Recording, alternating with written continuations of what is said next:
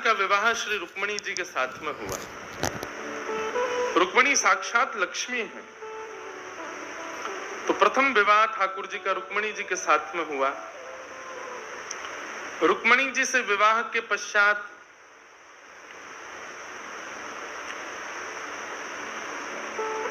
ठाकुर जी का द्वितीय विवाह जामवंत की पुत्री जामवती के साथ में हुआ।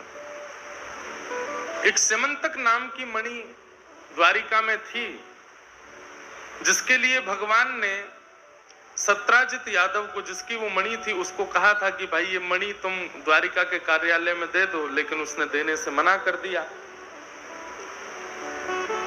कुछ दिन बाद उसका भाई वो मणि पहन करके गया, लेकिन उस भाई को एक शेर ने मार करके मणि को अपने पास रख लिया। मणि को, शेर को मार करके मणि भालू लेकर के चला गया, परंतु भाई इतने दिन तक लौट करके नहीं आया। तो सत्राजित यादव ने भगवान के ऊपर कलंक लगा दिया कि इन्होंने मणि मांगी थी, मैंने देने से मना कर दी।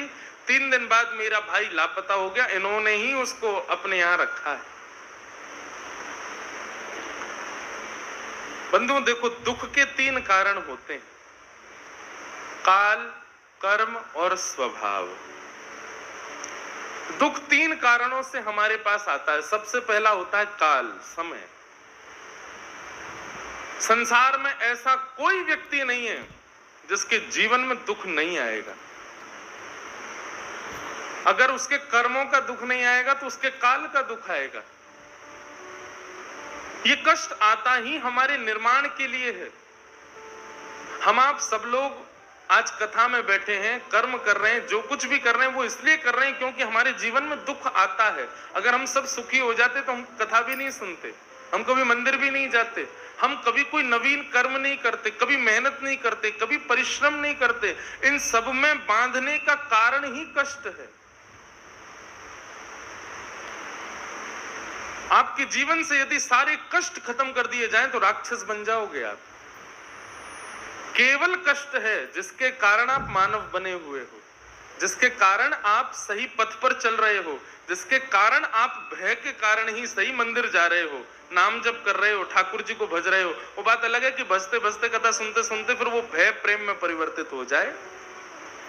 परंतु कहीं ना कहीं हमको क्यों मांस खाना गलत लगता है। एक दिन एक व्यक्ति ने मुझे पर्चा लिख के यहां मंच पे दिया। उसने कहा कि महाराज मेरे परिवार के लोग यहाँ कथा में बैठे हैं, अब मैं उस दिन में तो बोल नहीं पाया, आज याद आ रहा है। बोले मैं, आप मेरा नाम लेके मत बोलिएगा, पर ये लोग सब लोग मांस भक्षण करते हैं, इन लोगों को समझ ही नहीं आता, बल्कि इनकी विचारधारा तो ऐसी है, व्यक्ति के चित्त में जो खाने का मन आ जाए वो उसको खाना चाहिए। ऐसा भूल करके भी मत करिएगा। मानव बुद्धि और मानव का मन इतना खतरनाक है, वो दिन दूर नहीं है। मैं तो कह देता हूं, घोर कलयुग का स्वरूप पता कैसा होगा? जब घर का कोई व्यक्ति मरणासन अवस्था में आ जाएगा ना, कि अब पता चल जाए इसकी मृत्यु होने वाली है, तो उसको जाकर के करोड़ रुपया में रेस्टोरेंट में बेच आया करेंगे। बोले जलाने से क्या फायदा, इसको पेट भर जाएगा। और हम आप सब तो रहेंगे नहीं उस समय पर आज जो न्यूज चैनल पर डिबेट्स होती है इसके लिए उसके लिए, उस समय डिबेट होगी इस चीज पर भी कि मानव को नहीं जलाना चाहिए, मानव को नहीं दफनाना चाहिए। बोले इससे अच्छा 4 लोगों का पेट भरेगा, इसको दे आओ रेस्टोरेंट में। ये भी आएगा समय, तब क्या करेंगे हम? और कई ऐसे देश हैं आज भी, वहां पर ये नियम है कि बड़े तो नहीं, पर हाँ बालक बच्चों को तो गोविंदाय नमो नमः कर जाते हैं राक्षस। आप कैसे किसी जीव को मार सकते हैं? आप कैसे किसी जीव की हिंसा कर सकते हैं?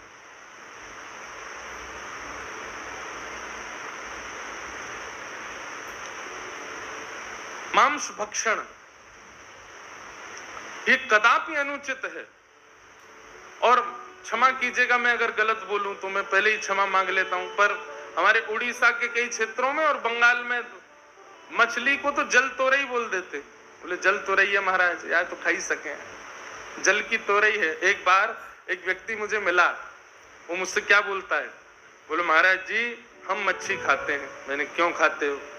बोले हम नहीं खाएं तो हमारा समुद्र जो है पूरा दूषित हो जाएगा। मैंने कैसे? और देखिए गंगा जी निकलती हैं, देखो चटोरा व्यक्ति अपने जीव के स्वाद के लिए कितनी बड़ी कथा सुना रहा है मुझे।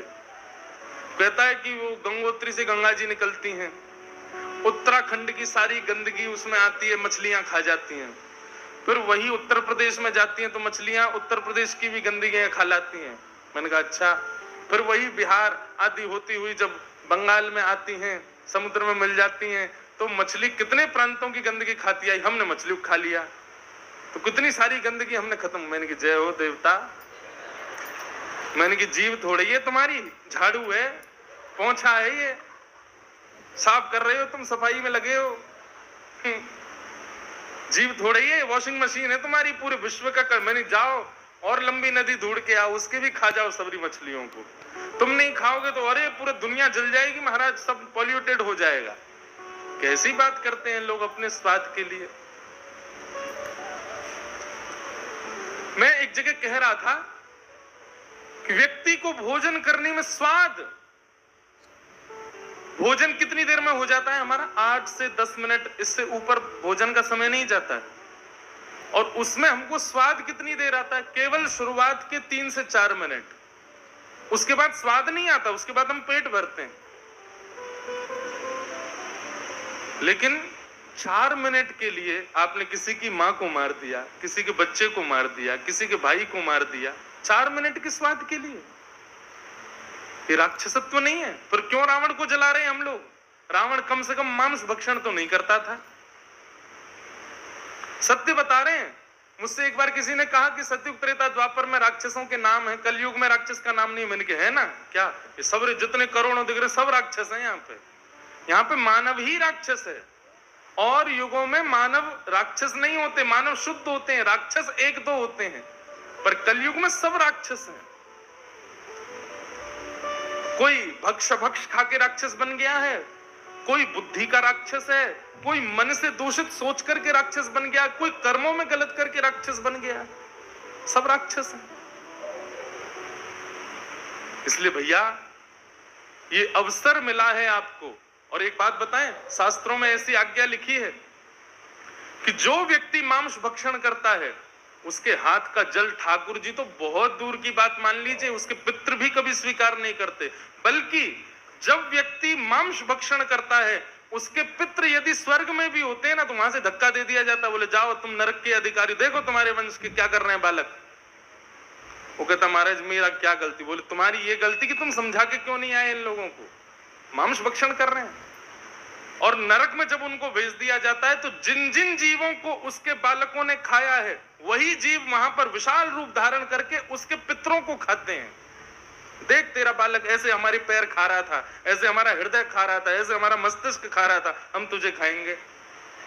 वो पितृ उस समय इतने नाराज होते हैं, तब पितृ दोष आता है बालकों के ऊपर। कम से कम हमको तो बख्श दो, हम तो भजन करके अपने शुद्ध स्थान पर आ गए, कम से कम हमारे लिए तो गलत मत करो ऐसा। इसलिए भैया मेरी आपसे प्रार्थना है, कभी भी किसी जीव की हिंसा करके मत पाइए, कभी भी इस प्रकार का मांस भक्षण मत कीजिए अपने जीव के स्वाद के लिए। और तर्क वितर्क कुतर्क करने वाले तो अपने शरीर को, महाराज जी शरीर कैसे बनेगा और ये क्या, ये तो साइकिल है, खाएंगे तो ही चलेगा, जो होगा वो होगा, पता नहीं क्या क्या बात कहते हैं लोग। अब हमको इसमें ज्यादा कुछ नहीं कहना, बस इतना है, अगर आपका उद्देश्य श्री जगन्नाथ जी की प्राप्ति है तो अपने भोजन को शुद्ध करो। देखिए भोजन शुद्ध होगा ना, विचार अपने आप शुद्ध हो जाएंगे। एक व्यक्ति ने मुझसे कहा कि मेरा एक प्रेमी है, वो मांस तो खाता है महाराज जी, मदिरा तो पीता है, पर वैसे बहुत अच्छा है, वो स्वभाव का हृदय का बहुत अच्छा है, मैं क्या करूं? मैंने कहा ये तो वही मतलब हो गया कि उसने ब्याह तो मुझसे कर लिया पर प्रेम वो किसी और से करता है, चाहता किसी और को है। चल जाएगा ना काम, चलाना तो चला लो भाई। स्कूल तो आता है पर यूनिफॉर्म पहन के नहीं आता, स्कूल तो आता है पर बस्ता लेके नहीं आता, स्कूल तो आता है पर अपनी किताब कॉपी लेकर के नहीं आता, स्कूल तो जाता है लेकिन पढ़ता नहीं है, क्या काम का फिर? ये नियम बनाए हैं। हम मानवों को मांस भक्षण नहीं करना चाहिए। बहुत अपराध लगता है, बहुत बड़ा पाप लगता है। तो इससे बचिए।